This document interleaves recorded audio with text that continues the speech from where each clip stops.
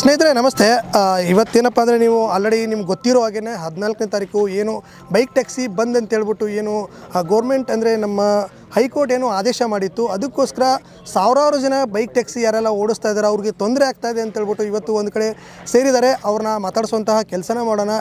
ಏನೆಲ್ಲ ತೊಂದರೆ ಆಗ್ತಾಯಿದೆ ಅವ್ರಿಗೆ, ಯಾವ ರೀತಿ ತೊಂದರೆ ಆಗ್ತಾಯಿದೆ ಅಂತ ಕೇಳೋಣ. ಸರ್ ನಮಸ್ತೆ. ನಮಸ್ತೆ ಸರ್. ತಮ್ಮ ಹೆಸರು sir? Sir Hanumantos sir. Sir ನೀವೇನು ಮಾಡ್ತೀರಾ ಸರ್? ನೀವೇನು ಮಾಡ್ಕೊಂಡಿದ್ದೀರಾ ಸರ್? ನಾನು ಬೈಕ್ ಟ್ಯಾಕ್ಸಿ ಓಡಿಸ್ತಾ ಇದ್ದೀನಿ. ಓಕೆ. ಸೊ ಸುಮಾರು ಒಂದು 3 ಮಂತ್ಸಿಂದ ನಾನು ಮಾಡ್ತಿದ್ದೀನಿ. ಸೊ ಈಗ ಘನ ಸರ್ಕಾರ ಏನಾಗಿದೆ, ನಾವು ಸಡನ್ನಾಗಿ ಬೈಕ್ ಟ್ಯಾಕ್ಸಿ ಅಖಂಡ ಕರ್ನಾಟಕದಲ್ಲಿ ಬೈಕ್ ಟ್ಯಾಕ್ಸಿನ ಸ್ಟಾಪ್ ಮಾಡಿದೆ, ನಿಲ್ಲಿಸಿದೆ. ಸೊ ಇದರಿಂದ ನಾವು ಇದನ್ನೇ, ನಮಗೆ ಎಂಪ್ಲಾಯ್ಮೆಂಟ್ ಬೇರೆದಿಲ್ಲ. ಸೊ ಇದನ್ನೇ ನಂಬ್ಕೊಂಡು ನಾವು ಜೀವನ ಮಾಡ್ತಾಯಿದ್ದೀವಿ. ಸೊ ಅಖಂಡ ಕರ್ನಾಟಕದಲ್ಲಿ ತುಂಬ 6 ಲಕ್ಷಕ್ಕಿಂತ ಎಷ್ಟು ಜನಗಳಿದ್ದಾರೆ ಇದನ್ನು ನಂಬ್ಕೊಂಡು. ಸಡನ್ನಾಗಿ ಸ್ಟಾಪ್ ಮಾಡಿರೋದ್ರಿಂದ ನಮ್ಮ ಕುಟುಂಬಗಳು ಬೀದಿಗೆ ಬಂದಿದ್ದಾವೆ. ಹೇಗೆಂದರೆ, ಯಾಕಂದರೆ ನಾವು ಇದನ್ನೇ ಅವಲಂಬಿಸಿದ್ವಿ. ನಮ್ಮ ಕುಟುಂಬದಲ್ಲಿ ಯಾರು ಕೂಡ ಬೇರೆಯವರು ಅರ್ನಿಂಗ್ ಮಾಡೋರಿಲ್ಲ. ಸೊ ನಾವು ದಿನಗಳಿ ಥರ ಮಾಡಿಕೊಂಡು ನಮ್ಮ ಕುಟುಂಬನ ಸಾಗಿಸ್ತಿದ್ದೀವಿ. ಮನೆ ಬಾಡಿಗೆ ಕಟ್ಟೋರಿಲ್ಲ, ಮತ್ತು EMIಗಳು ಕಮಿಟ್ಮೆಂಟ್ಗಳಿರ್ತವೆ ಸರ್. ಮಕ್ಕಳಿಗೆ ಶಿಕ್ಷಣ ಕೊಡಿಸ್ಬೇಕು, ಮತ್ತು ಜೀವನೋಪಾಯಕ್ಕೆ ತುಂಬ ತೊಂದರೆ ಆಗ್ತಿದೆ. ಬರೀ ಹಣಕಾಸಿನ ವರ್ತನೆ ಅಲ್ಲ, ನಮಗೆ ಜಾಬ್ಲೆಸ್ ಆಗಿಬಿಟ್ಟಿದೆ ಸರ್. ಯಾಕಂದರೆ ನಮಗೆ ಬೇರೆ ಜಾಬ್ ಇಲ್ಲ ಬೇರೆ ಕಡೆಯಿಂದ. ಸೊ ಅದಕ್ಕೋಸ್ಕರ ನಾವು ಇದನ್ನೇ ಅವಲಂಬಿಸಿದ್ದೀವಿ.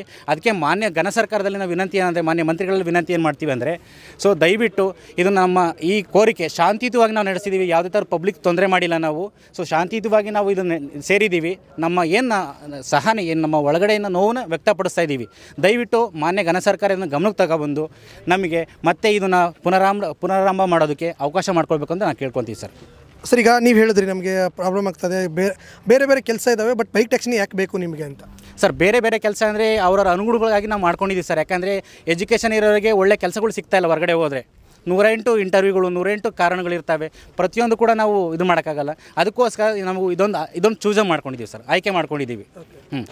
ಈಗ ನೀವು ಬೈಕ್ ಟ್ಯಾಕ್ಸಿ ಓಡಿಸ್ತೀರಾ? ಹೌದು ಸರ್, ನಾನು ಬೈಕ್ ಟ್ಯಾಕ್ಸಿನೇ ಓಡಿಸೋದು. ಎಷ್ಟು ವರ್ಷದಿಂದ ಮಾಡ್ತಾ ಇದ್ದೀರಾ? ಸುಮಾರು ಒಂದು 6-7 ವರ್ಷದಿಂದ ಮಾಡ್ತಾ ಇದ್ದೀನಿ. ಬೈಕ್ ಟ್ಯಾಕ್ಸಿ ಓಡಿಸ್ತಾ ಟ್ಯಾಕ್ಸಿ ಓಡಿಸ್ತಾ ಇದ್ದೀನಿ. ಬಟ್ ಇದು ಸಡನ್ ಅಂತ ಈ ಥರ ಮಾಡಿಬಿಟ್ಟು ನಮ್ಗೆ ಹೊಟ್ಟೆ ಮೇಲೆ ನಾವು ಹೊಡೆದ್ರೆ ನಾವೇನು ಮಾಡಬೇಕು ಅಲ್ವರಾ? ಈಗ ನಾವು EMIಗಳು ಇರ್ತವೆ, ಮನೆಗೆ ಸಾವಿರಾರು ಪ್ರಾಬ್ಲಮ್ ಇರ್ತವೆ, ಮಕ್ಳುಗಳು ಇರ್ತವೆ, ಅವ್ರನ್ನೆಲ್ಲ ಸಾಕಬೇಕಲ್ಲ. ಇವು ಸಡನ್ ಅಂತ ಈ ಥರ ಮಾಡಿಬಿಟ್ರೆ ನಾವೇನು ಮಾಡಬೇಕು? ನಮಗೆ ಪ್ರಾಬ್ಲಮ್ ಆಗುತ್ತಲ್ವ? ಯಾಕೆ ಸ್ಟಾಪ್ ಮಾಡಬೇಕು? ನಮಗೆ ಅದು ಬೇಕೇ ಬೇಕು ಸರ್. ಅದಿಲ್ಲ ಅಂದರೆ ನಮಗೇನು ಉಪಯೋಗ ಇಲ್ಲ. ಅದಿದ್ದರೆ ನಮ್ಗೆ ಉಪಯೋಗ ಇರುತ್ತೆ. ಬಟ್ ಎಲ್ಲ ಸ್ಟಾಪ್ ಮಾಡಿಬಿಟ್ರೆ ನಾವೇನು ಮಾಡೋಣ?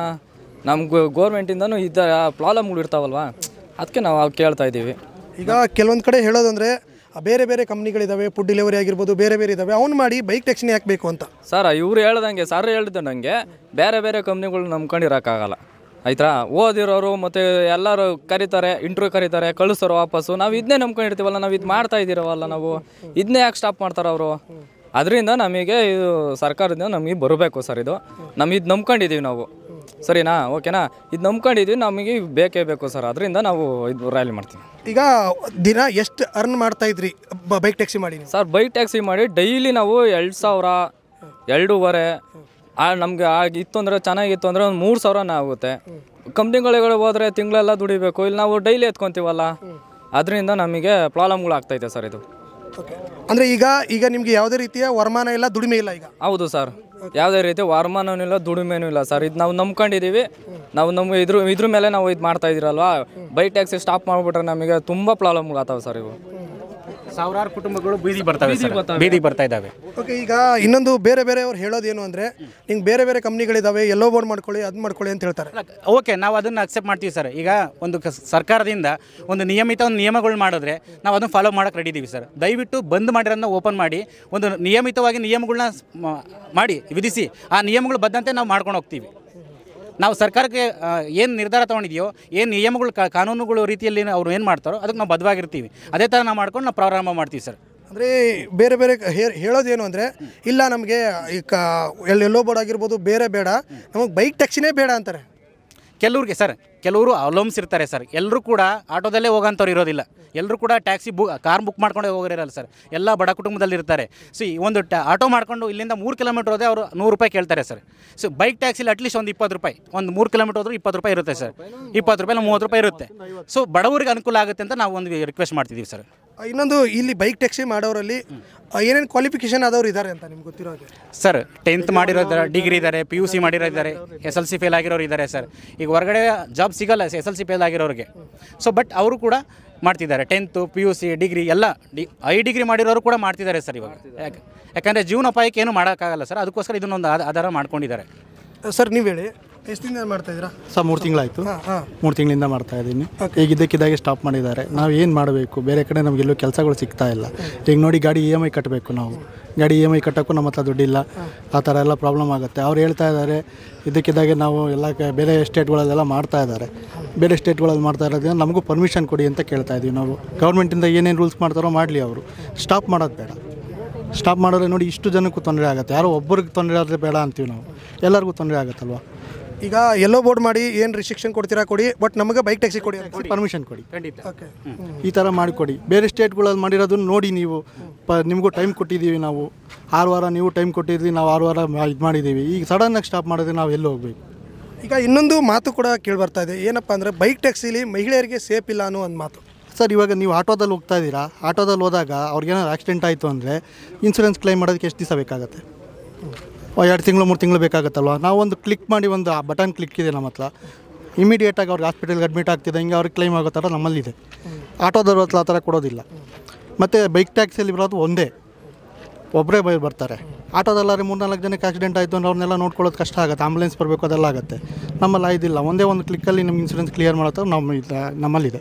ನೀವು ಎಷ್ಟು ಅರ್ನ್ ಮಾಡ್ತಾಯಿದ್ರಿ ಮುಂಚೆ? ಸರ್, 1,500 2 ಸಾವಿರ ಆಗುತ್ತೆ. ಈಗ ನಿಮ್ಮದು ಏನೂ ಇಲ್ಲ ಈಗ? ಸರ್, ಈಗ ನಾವು ಬೆಂಗಳೂರಲ್ಲೆಲ್ಲ ಇದು ಮಾಡ್ತಿದ್ದೀವಿ. 25-30 ಸಾವಿರ ರೂಪಾಯಿ ದುಡಿಯೋರು ಇದ್ದಾರೆ ತಿಂಗಳಿಗೆ. ನಮ್ಮಲ್ಲಿ ತುಮಕೂರಲ್ಲಿ ಬಂದ್ಬಿಟ್ಟು 10 ಸಾವಿರ ಕೊಟ್ಟರೆ ಹೆಚ್ಚು. ತಿಂಗಳಿಗೆ 10 ಸಾವಿರ ಕೊಟ್ಟರೆ ಹೆಚ್ಚು ಸರ್. ನಾವು ಅದ್ರಲ್ಲಿ ಏನು ಮಾಡ್ಬೋದು ನೀವೇ ಹೇಳಿ? 10 ಸಾವಿರ ತಗೊಂಡು ನಾವು ಹೆಂಡತಿ ಮಕ್ಕಳನ್ನ ಸಾಕೋದಾ, ಬಾಡಿಗೆ ಕಟ್ಟೋದಾ, ಗಾಡಿಗಳು EMI ಕಟ್ಟೋದಾ, ಏನು ಮಾಡಬೇಕು? ಈ ಇದರಿಂದ ಇದು ಬೈಕ್ ಟ್ಯಾಕ್ಸಿ ಓಡಿಸೋದ್ರಿಂದ ನಮಗೊಂದು 15-20 ಸಾವಿರ ರೂಪಾಯಿ ಇದಾಗುತ್ತೆ, ವರಮಾನ ಆಗುತ್ತೆ ತಿಂಗಳಿಗೆ. ಇದಕ್ಕೋಸ್ಕರ ನಾವು ಮಾಡ್ತಾಯಿದ್ದೀವಿ ಸರ್. ನೀವೇನು ಫುಲ್ ಟೈಮ್ ಮಾಡ್ತಾ ಇರೋದಾ? Full time sir. ಮಾತಾಡ್ತೀರಾ? ಹೇಳಿ ಸರ್, ತಮ್ಮ ಹೆಸರು? ಸರ್, ಯೋಗೇಂದ್ರ ಅಗ್ನಿವೇಶ. ಓಕೆ, ತಾವು ಎಷ್ಟು ವರ್ಷದಿಂದ ಮಾಡ್ತಾಯಿದ್ದೀರಾ ಬೈಕ್? ಸರ್, ನಾವು 5 ವರ್ಷದಿಂದ ಮಾಡ್ತಾಯಿದ್ದೀವಿ ಸರ್. 5 ವರ್ಷದಿಂದ ಬೈಕ್ ಟ್ಯಾಕ್ಸಿನೇ ಮಾಡ್ತಾಯಿದ್ದೀರಾ? ಹೌದು. ಓಕೆ, ನಿಮ್ಮ ಎಷ್ಟು ಅರ್ನ್ ಮಾಡ್ತಾಯಿದ್ರಿ ನೀವು ಅಂತ? ಸರ್, ಮಂತ್ಲಿ ನಾವು 25-30 ಸಾವಿರ ರೂಪಾಯಿ ನಾನು ಆರಾಮಾಗಿ ಅರ್ನ್ ಮಾಡ್ತಿದ್ದೆ. ಯಾಕಂದರೆ ನಾವು ಕೋವಿಡ್ ಆದಮೇಲೆ ನಾನು ಬೈಕ್ ಟ್ಯಾಕ್ಸಿ ಇದಕ್ಕೆ ಅಂತ ಬಂದಿದ್ದು. ನಾನು ಇದಕ್ಕಿಂತ ಮುಂಚೆ ಇರಲಿಲ್ಲ. ನಂದು ಪರ್ಸ್ನಲ್ ಬಿಸ್ನೆಸ್ ಇತ್ತು. ಅದಾದಮೇಲೆ ಅದು ಲಾಸ್ ಆದ ನಂತರ ನಾನು ಇದಕ್ಕೆ ಅಂತ ಬಂದಿದ್ದು. ನಾವೇನು ಹೆಚ್ಚಾಗಿ ಏನು ಓದಿಲ್ಲ. ನಾನು ಓದಿರೋದು ಬರೀ 10ನೇ ಕ್ಲಾಸು. ಇವಾಗ ಎಲ್ಲೇ ಹೋಗೋಕ್ಕೆ ನಾನು ಕೆಲಸಕ್ಕೆ ಹುಡುಕೊಡು ಹೋಗ್ತೀನಿ ಅಂದರು ಸೆಕೆಂಡ್ PUC ಆಗಿರಬೇಕು, ಡಿಗ್ರಿ ಆಗಿರಬೇಕು, ಈ ರೀತಿಯಾಗಿ ಹೇಳ್ತಾರೆ. ನಾವೆಲ್ಲಿ ಹೋಗಬೇಕು ಸರ್? ಹಂಗಾರೆ SLC ಓದಿರೋರು ಈಗ ಎಷ್ಟೋ ಜನ ಎಜುಕೇಷನ್ ಇಲ್ದಲೇ ಇರೋರೆಲ್ಲ ಮಾಡ್ತಾಯಿದ್ದಾರೆ. ಯಾಕಂದರೆ ಅವಾಗ ಅವ್ರಿಗೆ ಯಾವುದೇ ಕೆಲಸ ಇರಲಿಲ್ಲ. ಬಟ್ ಈ ಬೈಕ್ ಟ್ಯಾಕ್ಸಿ ಅನ್ನೋ ಒಂದು ಕಾನ್ಸೆಪ್ಟಿಂದ ಈಗ ಕಷ್ಟಪಟ್ಟು ಸಾಲನ ಮಾಡಿ ಒಂದು ಬೈಕ್ನ ತೊಗೊಂಡು ಅವ್ರು ಸೆಕೆಂಡ್ಸಲ್ಲೇ ತೊಗೋಬೋದು, ಇಲ್ಲ ಹೊಸದೇ EMIನಲ್ಲಿ ತೊಗೊಂಡು ಅದ್ರಲ್ಲಿ ಜೀವನ ಕಟ್ಕೊಳ್ತಾಯಿದ್ರು. ಈಗ ಎಲ್ಲರೂ ಹೇಳ್ತಿರೋದು 1.5 ಲಕ್ಷ ಜನ ಅಂತ ಹೇಳ್ತಾ ಇದ್ದಾರೆ. ಆದರೆ ನಿಜವಾಗ್ಲೂ ಬೀದಿಗೆ ಬಂದಿರೋದು 1.5 ಲಕ್ಷ ಕುಟುಂಬಗಳು ಸರ್. ಯಾಕಂದರೆ ಒಂದು ಕುಟುಂಬದಲ್ಲಿ ಮಿನಿಮಮ್ 4 ಜನ ಅಂದ್ರೂ ನೀವು ಅರ್ಥ ಮಾಡ್ಕೊ 6 ಲಕ್ಷ ಜನಕ್ಕೆ ಈಗ ತೊಂದರೆ ಆಗ್ತಾಯಿದೆ. ಮಕ್ಕಳು ಫೀಸ್ ಆಗ್ಬೋದು, ತಂದೆ ತಾಯಿಗಳು ಹಾಸ್ಪಿಟ್ಲ್ ಎಕ್ಸ್ಪೆನ್ಸಸ್ ಆಗ್ಬೋದು, ಈ ಥರ ಎಲ್ಲ ತುಂಬಾ ಕಷ್ಟ ಆಗ್ತಾಯಿದೆ. ಇವಾಗ ಏನೇ ಮಾಡಲಿ, ಈಗ ಕೇಂದ್ರ ಸರ್ಕಾರದಿಂದ ಆಲ್ರೆಡಿ ಆದೇಶ ಕೊಟ್ಟಿದ್ದಾರೆ. ಎಲ್ಲ ಸ್ಟೇಟ್ಗಳಿಗೂ ಪರ್ಮಿಷನ್ ಕೊಟ್ಟಿದ್ದಾರೆ. ಏನಂತ, ಬೈಕ್ ಟ್ಯಾಕ್ಸಿಗೆ ನೀವು ಪರ್ಮಿಷನ್ನ ನಿಮ್ಮ ಸ್ಟೇಟಲ್ಲೇ ರೂಲ್ಸ್ನ ನೀವು ಮಾಡ್ಕೋಬೋದು ಅಂತ. ಎಲ್ಲ ಈಗ ನೋಡಿ, ಗೋವಾ, ಆಂಧ್ರ ಪ್ರದೇಶ, ತೆಲಂಗಾಣ, ಆಮೇಲೆ ಗುಜರಾತು, ಈ ಕಡೆ ಎಲ್ಲ ಕಡೆನೂ ಅವರು ರೂಲ್ಸ್ ಮಾಡಿ, ಗೋವಾ, ಮಹಾರಾಷ್ಟ್ರ ಈ ಕಡೆಲ್ಲ ಅವರು ರೂಲ್ಸ್ ಮಾಡಿದ್ದಾರೆ. ಇದೇ ರೀತಿ ಮಾಡಬೇಕು, ಇಷ್ಟೇ ಸ್ಪೀಡಲ್ಲಿ ಹೋಗಬೇಕು, ಇಂಥ ಗಾಡಿನೇ ಯೂಸ್ ಮಾಡಬೇಕು ಅಂತ. ಅದೇ ರೀತಿ ನಮಗೂ ಕೊಡಿ. ಇಲ್ಲಿ ಕೊಟ್ಟರೆ ಎಲ್ಲರೂ ಬದುಕ್ತಾರೆ. ಏನಂದರೆ ಸೇಫ್ ಇಲ್ಲ ಅಂತ. ನಿಜ ಹೇಳ್ಬೇಕಾದ್ರೆ ಸೇಫ್ ಇಲ್ದಲ್ಲೇ ಇರೋದೇ ಕಾರು ಮತ್ತು ಆಟೋದಲ್ಲಿ ಸರ್. ಯಾಕಂದರೆ ಕಾರಲ್ಲಿ ಒಂದು ಸರಿ ಡೋರ್ ಹಾಕೊಂಡು ಲಾಕ್ ಮಾಡ್ಕೊಂಬಿಟ್ರು ಅಂದರೆ ಆ ಹೆಣ್ಮಗುಗಾಗಲಿ ಇನ್ನೊಂದಾಗಲಿ ಏನಾದರೂ ಆದರೆ, ಈಗ ಬೈಕ್ ಟ್ಯಾಕ್ಸಿ ಕಾನ್ಸೆಪ್ಟ್ ಬಂದಿದ್ದೆ ಈ ಯೆಲ್ಲೋ ಬೋರ್ಡ್ ಡ್ರೈವರ್ಸಿಂದ. ನೀವೆಲ್ಲ ನೋಡಿದ್ರೆ, ನೀವು ಹಿಸ್ಟ್ರಿನ ತೆಗೆದು ನೋಡಿದ್ರೆ 2014 ಮುಂಚೆ ಆದಂಥ ಹೆಣ್ಮಕ್ಳ ಮೇಲೆ ಆದಂಥ ರೇಪ್ ಅಟೆಂಪ್ಟ್ ಆಗಲಿ, ದೌರ್ಜನ್ಯಗಳಾಗಲಿ, ಕಳ್ತನಗಳಾಗಲಿ, ಇದೆಲ್ಲ ಆದಮೇಲೆ ಬೈಕ್ ಟ್ಯಾಕ್ಸಿ ಕಾನ್ಸೆಪ್ಟ್ ಅನ್ನೋದು ಹುಟ್ಟಿದ್ದು. ಅದ್ರ ಮುಖ ಇವಾಗ ನೋಡಿ, ಹೆಣ್ಮಕ್ಳನ್ನ ಇವಾಗ ಸೇಫ್ ಇಲ್ಲ ಅಂತಾರೆ, ಮೊಲೆಸ್ಟೇಟ್ ಮಾಡ್ತಾರೆ ಅಂತಾರೆ. ಹೆಂಗೆ ಮಾಡೋಕ್ಕಾಗುತ್ತೆ ಸರ್? ಬೈಕಲ್ಲಿ ಮುಂದೆ ಓಡಿಸ್ತಾ ಇರೋ ಹಿಂದೆ ಕುಂತಿರೋ ಹೆಣ್ಮಕ್ಳ ಮೇಲೆ ಹೇಗೆ ಅವರು ದೌರ್ಜನ್ಯ ಮಾಡೋದಕ್ಕಾಗುತ್ತೆ ಹೇಳಿ ನೀವೇ? ಇದನ್ನೆಲ್ಲ ಸ್ವಲ್ಪ ಕನ್ಸಿಡರ್ ಮಾಡಿ ದಯವಿಟ್ಟು ಇದು ಬೈಕ್ ಟ್ಯಾಕ್ಸಿಗೆ ಒಂದು ರೂಲ್ಸ್ನ ಫಾರ್ಮ್ ಮಾಡಿ. ರೂಲ್ಸ್ನ ಫಾರ್ಮ್ ಮಾಡಿಬಿಟ್ಟು ಕೊಟ್ಟರೆ ಈಗ ಏನು 6 ಲಕ್ಷ ಕುಟುಂಬಗಳಿದ್ದಾವೆ, ಅವು ಉಳಿತವೆ ಅಂತ ನಾನು ಹೇಳ್ತೀನಿ ಸರ್.